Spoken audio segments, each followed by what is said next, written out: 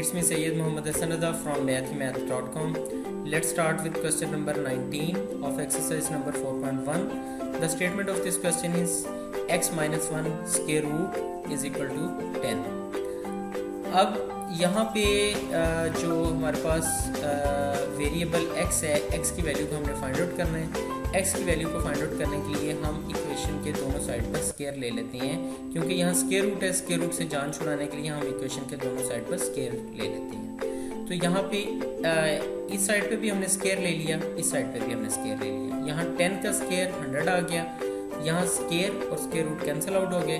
बाकी हमारे पास यहाँ पे x माइनस 1 आ गया. अब यहाँ से x की वैल्यू को फाइंड आउट करने के लिए ये हमारे पास x minus 1 is equal to 100. x की वैल्यू को फाइंड आउट करने के लिए ये माइनस 1 इक्वल की इस साइड पर हम ले जाते हैं. तो ये माइनस 1 इक्वल की इस साइड पर आके प्लस 1 हो जाएगा. So x is equal to 100 plus 1 that is equal to 101.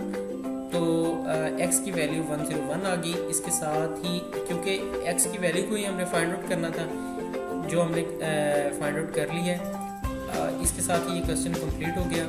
अगर आपके इसमें कोई कन्फ्यूजन है तो आप हमसे कांटेक्ट करें. हमारा यूट्यूब चैनल अवेलेबल है, आप उसे सब्सक्राइब करें ताकि हमारी लेटेस्ट वीडियोज़ और अपडेट्स आपको मिलती रहें. Thanks for watching mathemath.com.